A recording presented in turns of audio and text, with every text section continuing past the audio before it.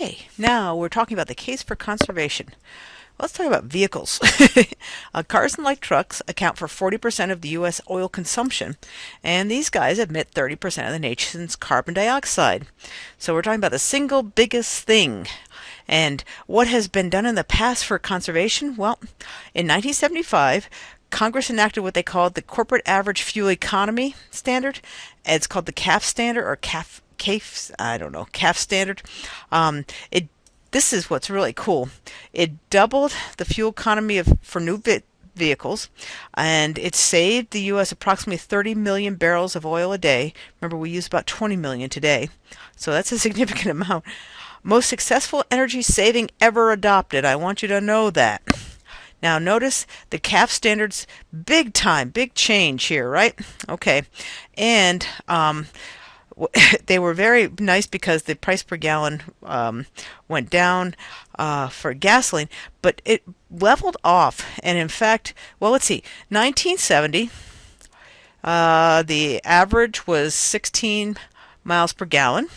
In 1985, the guy went up to 28 miles per gallon. And, in 2009, it was down to 24 miles per gallon. Because remember, just because they set standards doesn't mean that they actually make the standards. This is the now a target, and they keep getting kind of fined for not reaching the target, the required. But that is what they've done now, and a lot of it has to do with the mix, getting these small light trucks and Jeeps and vans and minivans and things like that there. So,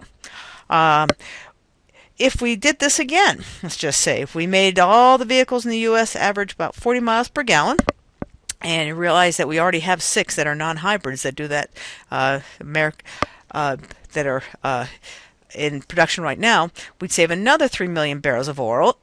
That is more oil than the United States currently imports from the Persian Gulf or could ever extract from the Arctic National Wildlife Refuge combined. The cost of the automakers would be an estimated $52 billion, which leads to an expected increase in the average vehicle sticker price of around $950. That's a lot, but it would save consumers more than $45 billion each year at the gas pump, or a net savings of $3,000 and 1 billion tons of greenhouse gases over the lifetime of a single car. So what we've done in this country is the automakers agreed to a new CAF standard of 54.5, and this is probably because of the Obama administration bailout from 2009-2010 for everybody except for Ford. The bailouts ended up making money, remember, for the U.S. government, but they still were very needed at the time. And the set goal date for this is 2025. The old one was 2017. Let's see. Yes, they're supposed to start going towards that by 2017. They will incorporate more plug-ins. There's going to be a wave of electric-powered and clean diesel engines. Engine design is a huge deal here, as is more composite, lighter materials that are still safe. And Ford's fuel economy has gone up 20% since 2004. That's pretty darn good. Now look at these thoughts, or these points from the Rocky Mountain Institute. We have doubled our efficiency of using oil since 1975. They think, oh yeah, we can double it again. The investments needed to save each barrel of oil will cost about $12. Less than half the officially forecasted 26 price of that barrel in the world oil market. And the advanced composite or lightweight steel materials can nearly double the efficiency of today's hybrid electric cars. They're hoping that it'll be repaid by fuel savings. And we're going to go cheaper and smaller. This is another thing that people are concerned about, called vampire power. I like that name. We have all... If you turn off your lights at night, do you ever feel like you're in a Christmas tree? There are colored lights all over the place, and many of these things save or keep using electricity when they're turned off. So they're talking about do do do do do about $270 a year it costs the average consumer. And computers are also big energy vampires. You should turn off your computer if you're not going to use it within 2 hours. This whole idea about it has to stay on so it doesn't wear out, turning it on and off is a very antiquated idea. And you should unplug mobile devices and chargers when they're done, or they'll continue to draw power. And it's kind of funny, I've got an iMac Pro, and they said, do not leave this thing plugged in. And in fact, it should drain down to zero battery life once a month. And I assume that's to avoid ghosting. All right. Now, the next thing is alternative fuels, and we're going to do a number of different ones here. The first one is biofuels. This is now up to 11%. I'm sorry. And I should have changed that. But anyway, using materials produced by biological processes. So number one would be wood. Methane from decomposition, also called biogas. I guess that sounds better. Ethanol, which is like a very popular addition in the last 20 years, full of subsidies. Oh my gosh. And the funny thing was they're paying these subsidies to the oil companies to buy ethanol to mix in their gasoline. They ended, though, in 2011. In 2012. Look how much it was in just 1 year, $6 billion. So they were turning a lot of corn into ethanol. The use of a biofuel is only potentially valuable, though, if the energy required to grow, harvest, and process it is not overusing fossil fuels. Let's look at this bunch of different kinds of biofuels. You got biogas. That's the methane from decomposing organic, and it's interesting. The Chinese government gave the households this piece of equipment in order to be able to collect this from waste, and providing 60% of their cooking and heating fuel. As I mentioned before, I think New York City also uses it for heating, and it collects it from the garbage dumps, just like the Franklin County Solid Waste Authority. Biodiesel, man, if you've ever been behind one of these buses, you might smell French fries. Probably not, but it's a nice thought. And they're made from used vegetable oils. Columbus trash burning sheet is long gone, but boy, that was like, oh boy, this is going to be so great. We're going to make energy and get rid of our trash at the same time.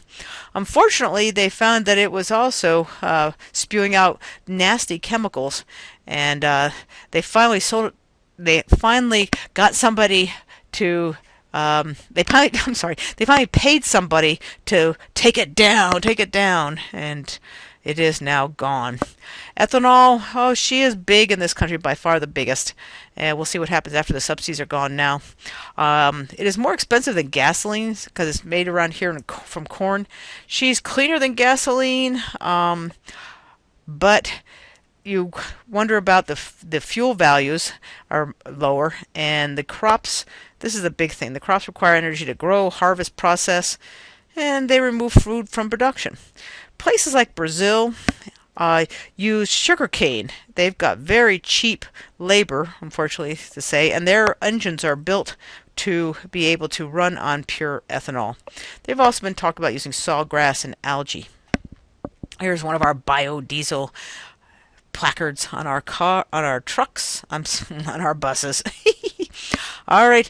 Oh, the poor South Side. They always seem to get the less than desirable institutions. Here we have the bioenergy plant spawns odors. This is biomass. We also, though, have down here the rendering where they boil up animals, and the Jackson Pike wastewater.